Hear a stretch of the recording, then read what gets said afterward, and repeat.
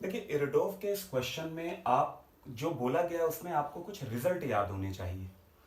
तो कौन कौन से रिजल्ट याद होने चाहिए? क्वेश्चन को सॉल्व करने के दो तरीके हैं, एक बड़ा आसान सा मेथड और एक इंटीग्रेशन का थोड़ा सा लेंदी मेथड।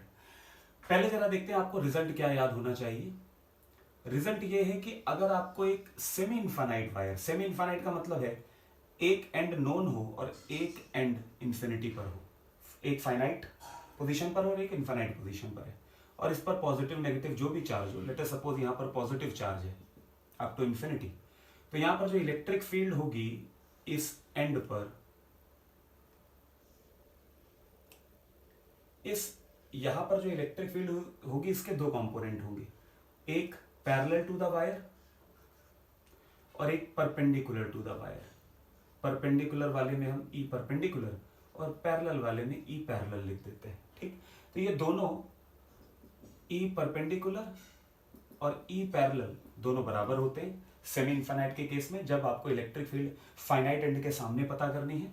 और फॉर्मूला जो इसका आता है वो आता है के लैम्डा बाई एक्स, जहां पर एक्स वायर से परपेंडिकुलर डिस्टेंस, के लैम्डा बाई एक्स, ये रिजल्ट, ये आपको पता होना चाहिए। हम पहले इस रिजल्ट को यूज करके इस क्वेश्चन को करते हैं। देखिए रिंग को हम दो तरीके से देख रहे हैं। सबसे पहला है जो वो ये साइड व्यू। तो साइड व्यू में हम क्या करेंगे, जो ये डैश डैश लाइन है ये बोर्ड के अंदर है और डार्क लाइन बोर्ड के बाहर है, और यहां पर आपने रखा है सेमी इनफाइनाइट वायर।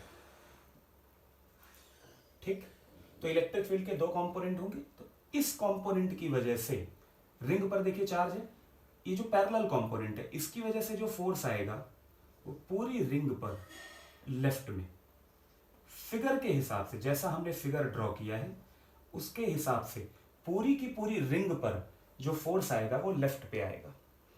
और इलेक्ट्रिक फील्ड क्योंकि केवल बाउंड्री पर देखनी है और बाउंड्री हमें पता है इसका रेडियस आर गिवन है, तो यहां पर फोर्स ये वाला जो लेफ्ट साइड में फोर्स आएगा F1 आप लिख सकते हो, वो आ जाएगा Q इंटू ई, Q इंटू ई, और E की वैल्यू आपने लिखी है K लैम्डा बाई आर।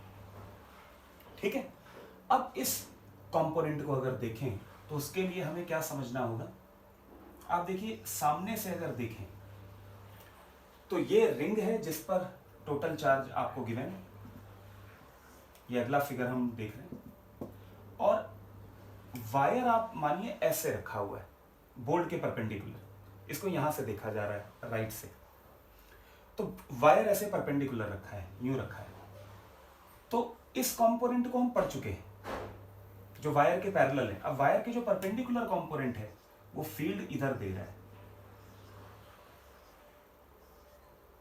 और आप देख सकते हैं ये फील्ड सिमेट्रिक है, हर जगह इक्वल है, तो ये कंपोनेंट इससे कैंसिल आउट, ये कंपोनेंट इससे कैंसिल आउट, ये कंपोनेंट इससे, तो सिमेट्रिकली आप छोटे छोटे छोटे छोटे डीक्यू अगर ले तो सारे डीक्यू में ये पेयर बनेगा, इक्वल और अपोजिट कैंसिल आउट हो जाएगा, तो यानी कि ये फोर्स आएगा ही नहीं।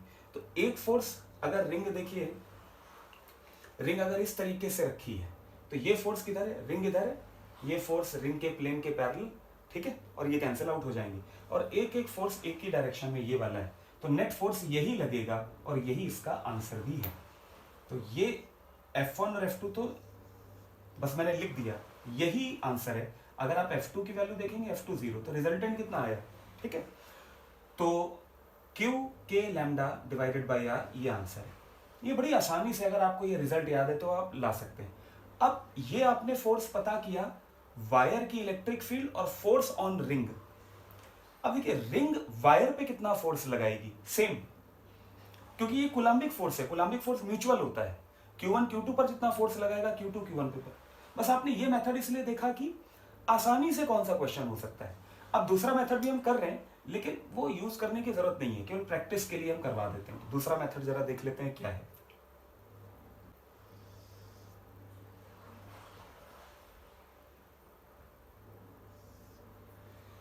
देखिए जरा दूसरे मेथड में, अगर ये रिंग चार्ज रिंग है तो किसी भी जनरल पॉइंट पे इलेक्ट्रिक फील्ड का फॉर्मूला होगा k q x upon r square plus x square power 3/2। ये है डिस्टेंस x, ये रेडियस है r। अब यहां पर इलेक्ट्रिक फील्ड है तो यहां पर थोड़ा सा चार्ज आप मान ले dq, तो यहां पर फोर्स कितना आ जाएगा dq इंटू ई। dq कितना होगा lambda into dx। Electric field के q x upon r square plus x square power 3/2। यहां पर आप के लैम्डा क्यू इंटीग्रेट करेंगे x dx upon r square plus x square power 3/2। Limit कहां से कहां तक लगाएंगे 0 से इंफिनिटी, क्योंकि ये जो वायर है वो वायर कहां से कहां है, वो वायर सेंटर से लेके इंफिनिटी, 0 से लेके इंफिनिटी तक है। अब इसे इंटीग्रेट करना है। इंटीग्रेशन की देखिए अप्रोच क्या रहेगी।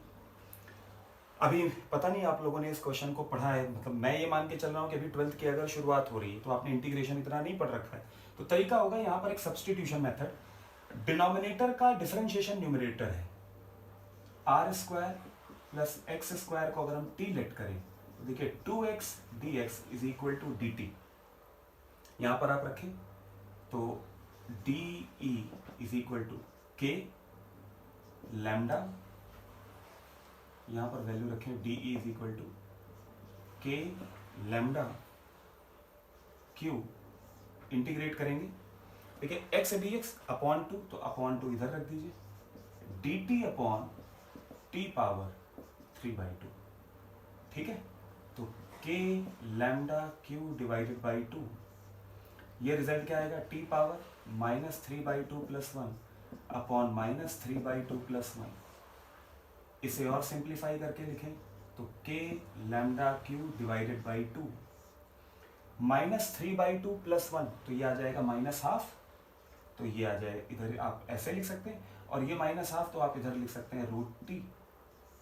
ठीक, t को वापस से सब्सटीट्यूट करें, के लैम्डा क्यू 2 से 2 अगर हम कैंसिल आउट मान लें, माइनस साइन भी अगर हम बाहर ले लें तो इसे आप लिख सकते हैं 1 अपॉन टी आपने क्या लेट किया था r square plus x square, और लिमिट देखिए आपने x में लगाई है 0 से इंफिनिटी। अब यहां पर सॉल्व करते हैं।